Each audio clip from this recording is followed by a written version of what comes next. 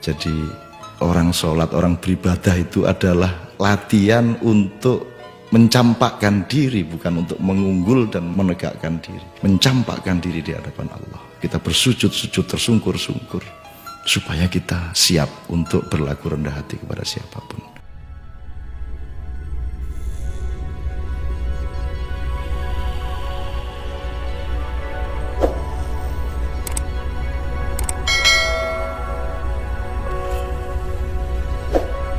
Siapa saja sih yang bisa sombong itu, Mas?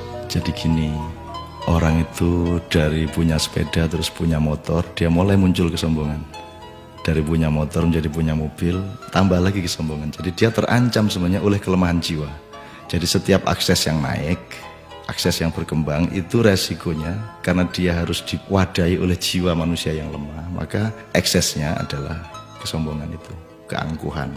Jadi singkat kata, makin kita kaya, makin terancam untuk hancur oleh kesombongan. Dan ini bukan hanya soal kaya, makin pinter juga biasanya makin sombong, Mas. Jadi ada yang namanya kesombongan feodal, itu untuk orang-orang kaya. Ada kesombongan kuasa, itu orang tuh makin berkuasa, makin sombong, makin tidak tahu bagaimana berdiri sejajar dengan orang lain. Jadi kekuasaan menciptakan kesombongan, kekayaan menciptakan kesombongan. Dan saya ingin mengatakan poin yang sebenarnya bukan itu. Kepandaian juga sangat berbahaya untuk memunculkan kesombongan kita. Dalam bahasa populer kita sebut keangkuhan intelektual. Tapi yang lebih berbahaya lagi, menjadi orang soleh, orang alim itu juga bisa menimbulkan kesombongan. Jadi banyak orang-orang yang beragama dengan tekun, salah satu hasilnya adalah dia sombong atas orang lain. Diam-diam selalu merasa lebih hebat dari orang lain, lebih masuk surga daripada orang lain, lebih diterima Allah oleh orang lain.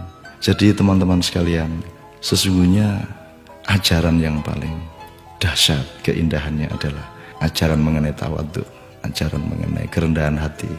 Jadi orang sholat, orang beribadah itu adalah latihan untuk mencampakkan diri, bukan untuk mengunggul dan menegakkan diri. Mencampakkan diri di hadapan Allah. Kita bersujud-sujud tersungkur-sungkur supaya kita siap untuk berlaku rendah hati kepada siapapun. Karena sekarang ini betul-betul bukan hanya orang kaya, bukan hanya orang kuasa, bukan hanya orang pintar, tapi orang alim juga sombong. Itu namanya kesombongan, kesombongan orang alim. Jadi tidak lantas kita jangan jadi alim supaya tidak sombong, atau jangan tidak kaya supaya tidak sombong, tidak begitu. Tapi kayalah, tapi tidak usah sombong. Kuasalah, tapi rendah hati.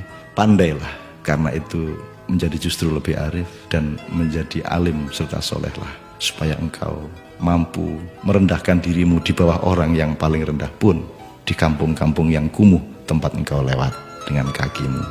Terima kasih.